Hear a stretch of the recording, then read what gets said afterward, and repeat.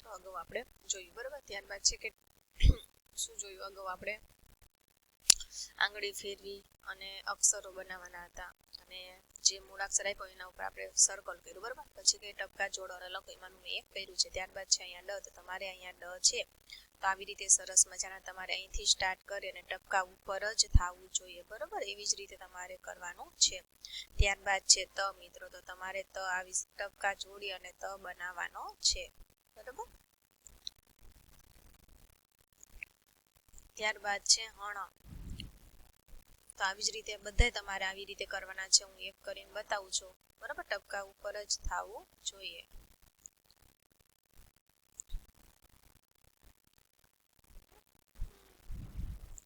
હણ આવી રીતે.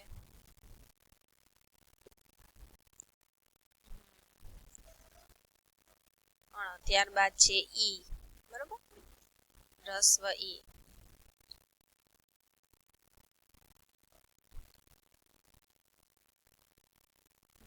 પછી દીર્ઘ ઈ, મારે સેજ આડો થઈ જાય છે પણ તમારે વ્યવસ્થિત કરવાનું છે મિત્રો. કર્સરથી મારે ધ્યાન રાખું છું છતાં પણ સેજ થઈ ગયું બરાબર.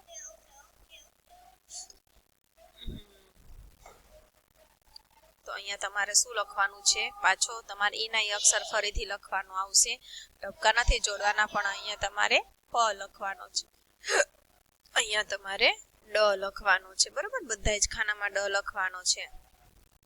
અહીંયા અહીંયા અહીંયા બધા જ ખાના છે યાડામાં પ ડ, પછી અહીંયા તમારે ત લખવાનો રહેશે બરાબર. આવી જ રીતે ત લખવાનો.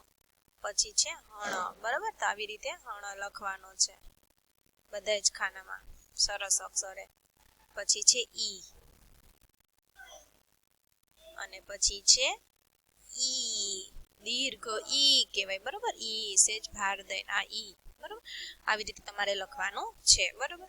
ત્યારબાદ છે વાંચો અને લખો મિત્રો. આને શું કહેવાય તો કે બાગ, બકરી, નિસરણી. 2 અક્ષરના છે, 3 અક્ષરના છે અને 4 અક્ષરના શબ્દો છે બરોબર. એવી જ રીતે બોલતું જવાનું છે. પછી છે કીડી, પછી વાગતી અને કરવતી, સાડી, ઉડતી, દાતરડી બરોબર. શબ્દો ઉપરથી આવે છે વાક્યો મિત્રો. શું છે તો કે મનને મને કાકડી આપી બરાબર. તમારી સાડી સારી છે, રાજાની ગાડી કરતા મારી ગાડી સારી બરાબર. તો શબ્દો વાંચતા આવડે પછી એના ઉપરથી વાક્યો આપણે શીખવાના છે. પછી શું છે મિત્રો, જુઓ અહીંયા કંઈક પ્રવૃત્તિ જેવું આવ્યું, શબ્દ બનાવવાનો છે. તો એક આપણને બનાવીને આપ્યું છે કાપડ, પછી શું આવશે તો કે કાતર. તો તમારે અહીંયા બીજો શબ્દ શું લખવાનો, કા ત ર. પછીનો શબ્દ શું આવશે, કા બ ર બરોબર. આવી રીતે બનશે બરોબર. કા બ ર, પેલા કા લેવાનો છે આપણે, કા બ ર. પછી છે કા સ મ. કયો શબ્દ બનશે, કા સ મ. પછી કયો શબ્દ બનશે, કા ન ન બરોબર. કા ન ન. આવી રીતે તમારે શબ્દો બનાવવાના છે મિત્રો બરોબર. ત્યારબાદ જોઈએ પાછું બનાવવાનું એવું છે. પેલા બ લેવાનું છે, બ બ ડી બરોબર.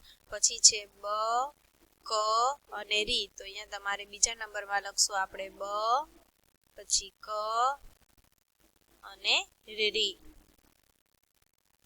બરોબર. ત્યારબાદ છે બ ગ ડી. શું આવશે, બ ગ ડી બરોબર. બ ગ ડી. પછી છે બ મણી. તો આપણે અહીંયા બમણી લખી નાખશું, બ મ અને હણી બરોબર. બ મ હણી. પછી આપણને શું આપ્યું છે તો કે બ ર હણી અહીંયા લખશું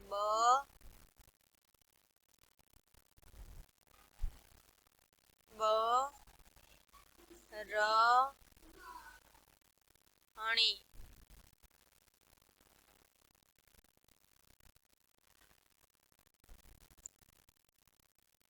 બરોબર.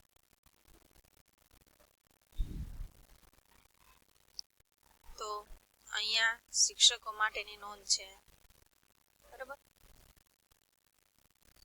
જો તમારા માટે નથી બરોબર ભાષા અને પછી અહીંયા એકમ મિત્રો શું થઈ જાય છે પૂરો. મિત્રો આ એકમમાંથી તમે શું શીખ્યા મિત્રો બરોબર. તો એક તો આપણે શું શીખ્યા 3 ઋતુઓ વિશે.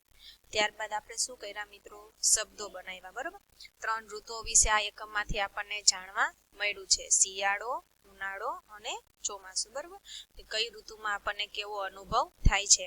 તો કે શિયાળામાં આપણને ઠંડી લાગે છે, ઉનાળામાં ગરમી લાગે છે અને ચોમાસામાં વરસાદ બરોબર. એક વર્ષની 3 ઋતુઓ હોય છે જે આપણે ભણ્યા. તો મિત્રો આ એકમ હું અહીંયા પૂરો કરું છું. ફરીથી મળીશું નવા એકમ સાથે. અસ્તુ. જય હિન્દ, જય ભારત.